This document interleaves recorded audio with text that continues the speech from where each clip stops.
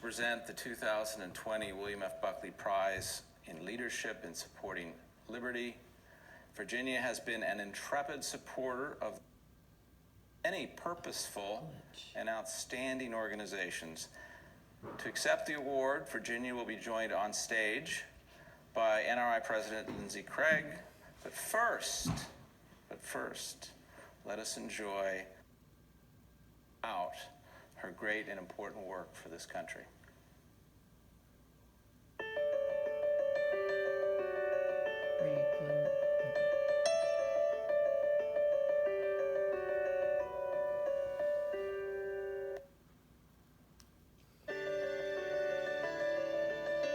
At the very center of what Virginia's philanthropy is about is the preservation of Western civilization.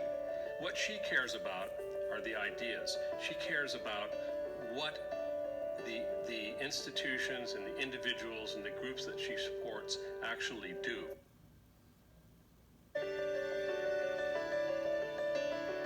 Virginia James has dedicated an enormous amount of time to philanthropy that advances limited government and the first principles of our Western cultural tradition. She's given of her resources, but in ways that have a big impact for the principles that she believes in and lives by.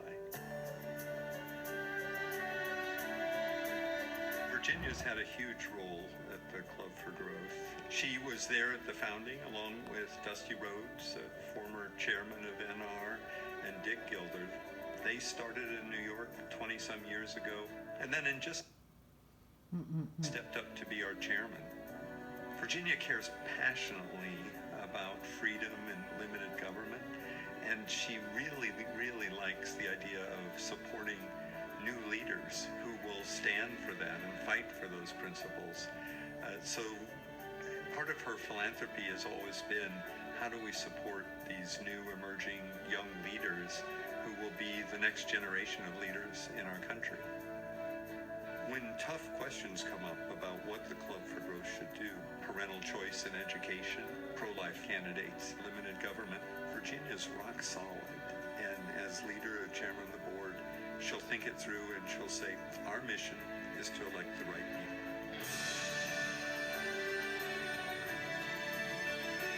The founders of the Constitution were all too acquainted with what unlimited government would be like. The Constitution of the United States is essentially a document to prevent the government from intruding upon the rights of the people.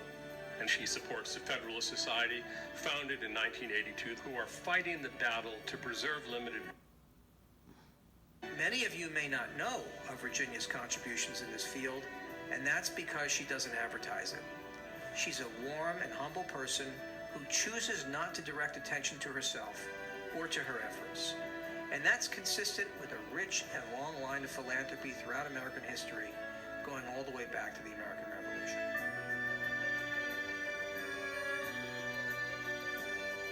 I know she's been very active on promoting parental choice in education.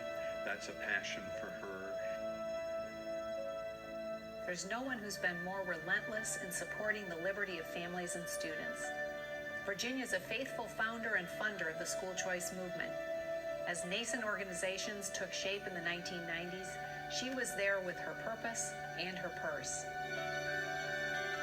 School choice, charter schools, voucher.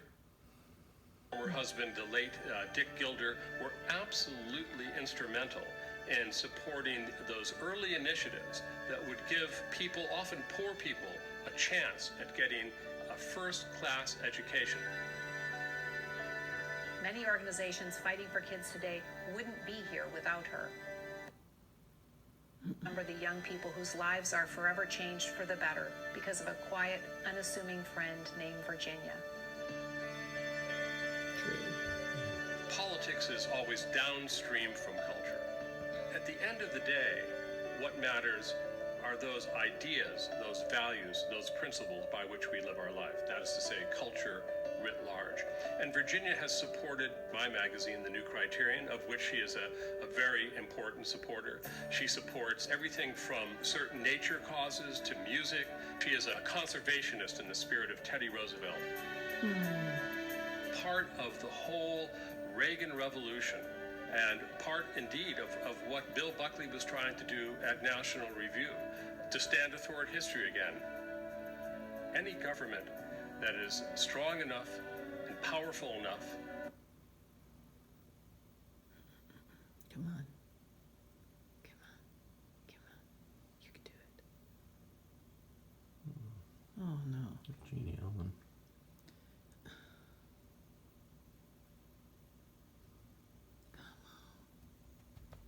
I think it's on our end. But I mean, how sad for Virginia. Well, hopefully she can hear it there. Oh, here we go. Look at her. She's like, oh, good. Oh, she's sitting down. She'll love her. Well, Virginia, what a wonderful tribute to you. What would you like to say? Start off. I'd like to start off by saying it's going to be very hard to go home and become an ordinary person tomorrow. But I must say I'm very, very pleased. And to have an honor that's connected to William Buckley's name and, well, his whole belief system is amazing. I want to thank the Travers for hosting us, our little group here. I had my doubts about doing anything this year because everybody seems to just be on lockdown. But being with a small group of people again makes me realize how important it is to take the first steps to get back to the reality of socializing and live connection. And even if it involves some risk, I think it's very important to do that. Well, we're so thrilled that we were able to And do this. I do want to thank especially you, Alexander, Kristen. I don't have a clue what goes on in having to produce a virtual anything. I still haven't, as Roger can tell you, mastered Zoom. So I'm a dial-in, and that's about it. Well, anyway. we thank you so much for coming here. And I know that when we were talking about this over the summer and we were trying to figure out what we were going to do, Virginia's so modest. She's like, oh, let's just not even go do it. Just mail me something. Yes, but this is good. In the video, we talked a lot about, your philanthropic perspective, but I know you have a really interesting upbringing, and so why don't you share a little bit about your upbringing and your family? Well, I come from a working class family. My father was a textile worker and lost his job in the 50s when all the textile plants moved south. And there we were, 4 children. He got a job as a maintenance man for a school system through somebody he knew, and we did okay. I think my father was the thriftiest person I ever knew, and even in my current state of economic well-being, I still have some habits that go back to, I'm sure that serves you well. to that time.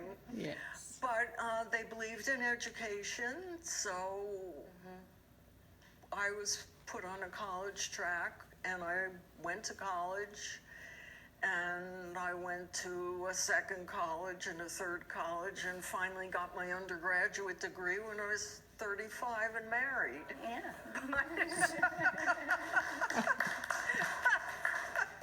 So I didn't make the best of it, but it did put me in an environment that showed me other possibilities beyond the family life I grew up in. But it also left me with understanding all too well ordinary working Americans have to deal with to get along. And I'm sensitive to all of that, I hope, still. And we talked about this in the video, of course, but your passion for school choice and making sure that everyone has access to a great education. Oh, I was brought, school choice in the early mid-90s, and it appealed to me immediately. And I still think that it is my number one issue, school choice, and I get quite upset at the vehemence of the teachers' unions primarily, who are standing in the way of any kind of change, innovation, and students are the losers for the most part. Yeah. So I want to touch on, I know that you had been involved in the world of ideas and politics for a long time, and then you met Dusty Rhodes, who is obviously near and dear to our heart here in the National Review family, but he was really a mentor to you. Can you talk a little bit about that? I met Dusty around 1990, 1992, and I'm not sure I ever heard of National Review before I met him and his wife. And I was married to my first husband, Dick Gilder, at the time. And once you start reading National Review, it's fabulous. I mean, it's keeping me sane these days, even when it addresses the most pressing problems, the most dismal possibilities. It's got, to know that people are out there thinking about what's wrong, what needs to be done, it gives me a lot of hope in the midst of really very, very trying times. We hear a lot about that, and I think that so much of what I know that Rich is trying to do at NR is call balls and strikes, as he says, and be a tent for people. Well, and he succeeds. Yeah. He succeeds. And Dusty was one of the early founders of the Club for Growth. So in terms of having a mentor about a lot of political stuff that I wasn't as keenly aware of earlier, he was very, very, very helpful. I still miss him. I still miss a lot of people who've passed on. And well, like I said, I think Big Leaves is out there watching us right now, so that's great. And I did meet Mr. Buckley live, and it was a fabulous experience. Well, I won't say fabulous, but He really is. live, yeah, he was really something. Yes, larger than life. So you've said that democracy culture, and I think that one of the things that Roger had said on the video was politics is downstream from culture, right? So there's such an important focus to have on culture. Can you speak about your perspective on that? Because it's definitely part of your philanthropy. It is part of my philanthropy. I am not well schooled in early American history, although I did take one course, 1 year of early American history. And many of the founders address the fact that you can't really have a successful democracy if people aren't educated, if people don't have some rootings in faith, in character, and culture.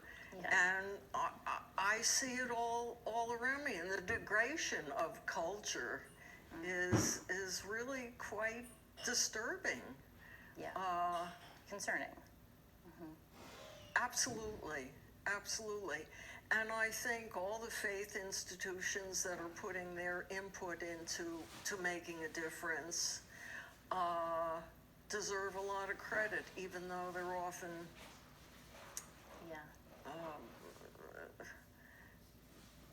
brought down like it's something that shouldn't be part of life. I don't understand that at all. Right. I really don't. Well, the fact that he founded National Review to be a magazine of politics and culture, and that was very important, that there was a sort of symbiotic relationship there that was very important to make sure that you looked at the whole. Well, I think even on a person, you can have a successful life without a combination. I mean, you can be a whiz-bang billionaire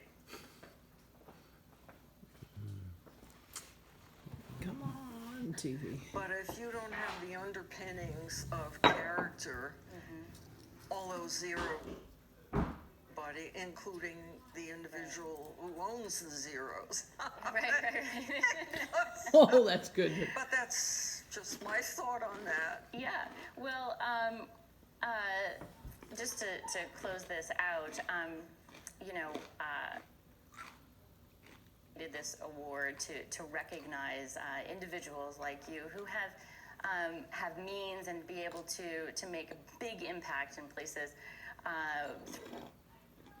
Are also making a really big impact, and certainly as those means are aggregated, they can have a tremendous impact. And so we want to always, with this award, to highlight your story helps to then inspire others. And I want to share, we've got hundreds of supporters out there watching tonight.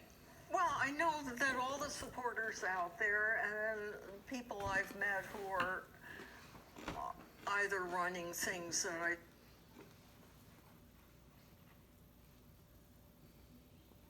support or supporting things I support,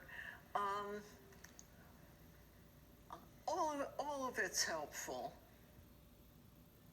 The one thing that I've noticed in the last few years is that politics has become really important, not because it's what everybody screams about, but because you really can't move policy and good ideas without the elected people who have the responsibility to do something about all of this. So, you know, I can sponsor some scholarships for kids, but it's not going to be enough when you think about the whole big deal. Well, my area was K through 12 education, and you can even add the college education. Right. It's really going to require quite a revolution, and people like me who have our little inputs and useful, all of it's useful. You give one scholarship, somebody might be better off for it, but to really move the whole thing in a better way, you have to get yourself involved in the political thing, which isn't a lot of people don't want to have anything to do with politics. I really don't either, but I know that it matters, so. Yeah. Well, so much of the work that you have done with Club for Growth over many years, been involved in. I really love Betsy's little phrase there, you came with your purpose and your purse, and that's what good philanthropists of all levels do. And so we just want to say how grateful we are to you for being our friend, but also for being such a great friend to the conservative movement and the I'm really pleased to be here. It's not like me to want to be in such a situation, but I'm pleased. Yeah. I'm pleased. Good. Thank you. You're welcome. Well, I'm so glad. And so thank you to Virginia. And with that, we're going to for a little special treat. Thank you, Lindsay. Thank you, Lindsay, and congratulations, Virginia. You're absolutely wonderful, and we greatly appreciate it. Now we have a very special treat.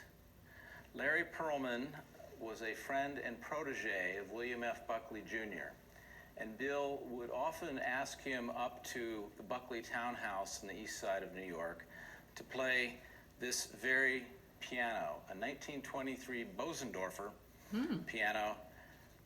The piano, this is really a magnificent piano. It was originally owned by Bill periodically.